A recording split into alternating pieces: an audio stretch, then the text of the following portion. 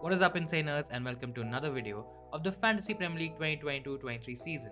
In this one, guys, we're going to talk about if you should wildcard in the Double Game Week 20 along with a few drafts to go with it.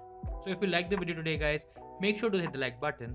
Also subscribe to the Insanely Football YouTube channel for more FPL content. And with that, let's start today's video. Before we get into the drafts, I think it's important to understand and ask yourself why you should hit the wildcard in Game Week 20. Now, I think the wildcard in Game Week 20, it allows you to prepare your team for the double game week in Game Week 20 along with 23 as well. So there's a double game week in Game Week 23 and it also helps you prepare your team for the upcoming game weeks. So in case if your team is in a really bad shape and if you really don't want to take a lot of hits, then the wildcard is for you guys and you should definitely hit that button. Now with that wildcard, you'll basically be able to get premium teams and premium players from those teams, guys. So basically you can double up or even triple up on teams like Man City, Man United, who both have a double game week in 20 and 23. Then Arsenal has a double game week in 23, so you can load up on Arsenal players. Tottenham also has a double game week in Game Week 20. Now it's a bit tricky, it's a bit difficult, but I think you still can at least target one Tottenham player to cover up that risk. A lot of managers who are basically making transfers will be taking a lot of hits to get in players from Tottenham, Arsenal, Man United, and even Man City. And I think this is the advantage that you get by using the wildcard right now. Now, another reason of using the wildcard in Game Week 20 is if you want to change your team structure. Let's say you're playing with two strikers and now you want to go with three up top. You can easily get the third striker. You can take some money out of your midfield, maybe even your defense, and then add that money into your third forward. This is also possible without taking any hits, guys, so you don't have to take any negative points.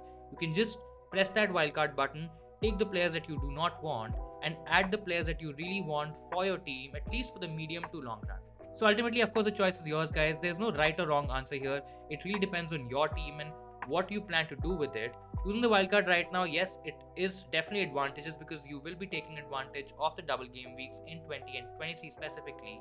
The disadvantage of using the wildcard right now is that you might be leaving your team at risk later on in the season, guys, where there will be a lot of blank game weeks, maybe even bigger double game weeks, and people who have not used the wildcard chip right now, that would be a big advantage at that point of time. In any case, guys, if your team can really use a wildcard, definitely go for the chip, guys, and let's move on to the first draft. So this is the first draft, guys. Now this draft basically has players from Man City, Man United, Tottenham, Arsenal and Newcastle, guys. These are the dominant teams in this particular draft. Now we've not gone for a Man City defender because it's very tricky and very difficult to nail the Man City defense. There is news of maybe Stones also not being fit.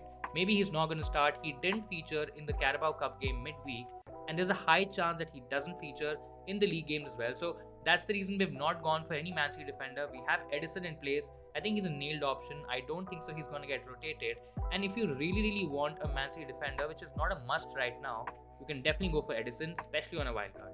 Now the advantage of going Edison is that a lot of people would have Cancelo. Maybe they take different hits to get to a different Man City defender, and that defender also might not start. So you will be at an advantageous position considering that you are wildcarding, and you can easily jump onto Edison here. In terms of the other defenders, guys, we've gone for a strong back four. So we have Shaw, Doherty, White and Trippier. I think Trippier is a must-have. Shaw is a great option from Man United. He's still better than Dalot. Then we have Doherty. Doherty is a huge punt. He's a massive risk. Tottenham has a very tricky double game week. They might not be able to keep clean sheets in that, but there's always a potential, there's always a chance of Doherty getting attacking returns, guys. I think it's pretty much nailed. He should start the upcoming games for Tottenham, and because of the attacking threat that he possesses, there is a chance that we might get away with an attacking haul or two. And I think he's a great punt. In case if you're not willing to take the risk, maybe you go for a different defender, maybe you can go for a second Newcastle defender, but I think Doherty is a great option to go for. Now, if you want to play safe, I think covering the Arsenal defense is also a great strategy. And we have White, who's the cheapest option in there. I think he's safe. He's going to give you points. He also is a bonus points monster. I think there are a lot of chances of good FPL points with White, guys. Coming to this midfield, I think this midfield is pretty much template. So we have Kevin De Bruyne as the premium pick. Then we have Martinelli, Rashford, Almiron as budget options. And then we have Pereira as a cheap budget enabler, guys, who is basically a fifth midfielder who might stay on the bench for most weeks. Now KDB and Rashford, they have a double game week this week, so that is a good plus with this team. Then Martinelli and Almiron, they both have decent fixtures, and I think there's always a chance of getting a huge haul with the likes of Martinelli and Almiron, guys. Both have been in good form, both have been scoring a lot of FPL points, and considering that they're not very expensive, I think they are good options to go for. In case if you want to go for a different option from the Arsenal team, Odegaard is an option to go for, but I think with Martinelli, you're covering the risk, you're covering a good high ownership, and I think he should be pretty much safe. Now in terms of forwards, guys, because of the fact that I do not have enough team value, I cannot afford a Darwin Núñez here, otherwise I would have loved to have him in my team. Right now I have Martial, Haaland and Kane as 3 options on this wildcard team, guys. Haaland is pretty much set and forget. Then we have Kane, who's in great form. He's the second highest scoring forward in the FPL game right now, guys. He's a great option. Tough double, but he has the potential to score against any big team. And the form that he's in, I think he will be getting some good points for us. Then we have Martial, who's a bit risky. There's always a big doubt over his minutes because I don't see him as a 90-minute man for most weeks. Especially with Weghorst as well, it's again difficult to predict what's going to happen with that position, whether Weghorst is going to start, whether he's going to take off minutes off Martial. But because of that optionality that is available to Ten Hag, I think there will be some rotation expected, and Martial might not be getting more than 60 minutes per game. He's a decent option. He's slightly risky, but because of the fact that United have a double this week, I think he's a decent option to go for. Now let's move on to the second draft here, guys. Now in this draft, we do not have Edison in goal. We have Kepa instead. And instead of going for Edison here, we've gone for Akanji as a centre-back option. I think he's probably nailed. It's still a bit of a risk because there could be a lot of chopping and changing in that Pep backline, guys. And definitely it's a risk, but in case you still want to go for a Man City defender, I think Akanji is probably the most nailed right now. Still very difficult to predict. There could be some shared miss as well, but I think Akanji is still worth the risk. And because of the fact that we've gone for Darwin Núñez here instead of Martial, guys, we have to make certain downgrades. Now in case if you can afford Darwin Núñez with maybe an Almiron in your team, I think that's great because you have decent team value. But if not, guys, you can downgrade an Almiron. You can go for somebody like a Mitoma from Brighton, who's been in great form. Brighton are scoring a lot of goals. Mitoma is starting games. He's also been quite attacking.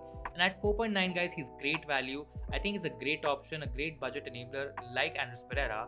And again, he's quite cheap, right? So you can easily bench him for the tougher games and play him in the easier ones. In terms of forwards, we've gone for Haaland and Kane, and then we have Núñez. Núñez is missing a lot of chances, but the Liverpool attack is getting a lot of big chances, guys. They are missing a lot of big chances, but imagine if they can convert those chances. I think Darwin Núñez will be getting huge hauls.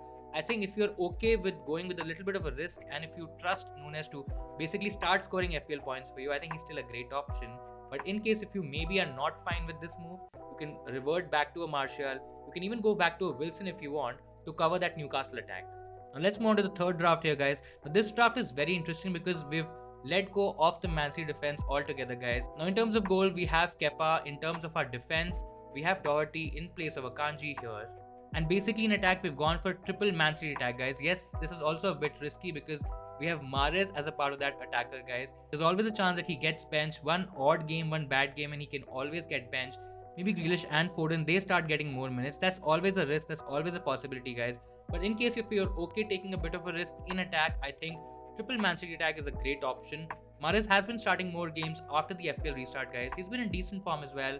I don't think so he's the first choice penalty taker, but there's always a chance that he might take penalties, especially if Kevin De Bruyne is not on the pitch. Maybe even Haaland will have to be not on the pitch for Mahrez to take penalties. But I think, nevertheless, he's still a decent option. In terms of our attack here, guys, we've got back Martial because, of course, we cannot afford a Darwin Núñez again in this particular draft. You can always downgrade Kane to a Darwin Núñez, but I still prefer Kane in spite of the tricky fixtures. I just feel he's in great form and he will score goals for us.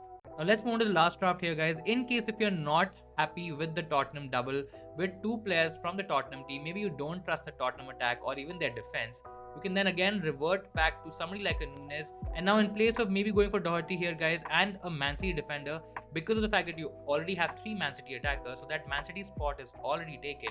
And in that case, you can maybe go for somebody like a Botman, who's a safe option. Newcastle are a good defense. They are keeping clean sheets. And Botman is quite cheap, so you're not really spending a lot of money.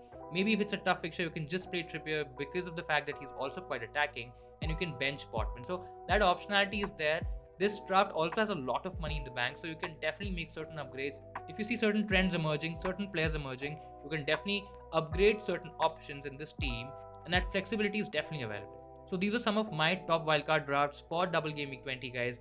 Do let me know what you think about these. Do let me know if you like any of these in the comments below. That'll be all for this video, guys. Thank you so much for watching. I hope you enjoyed and liked the video today. If you found it useful, make sure to hit the like button.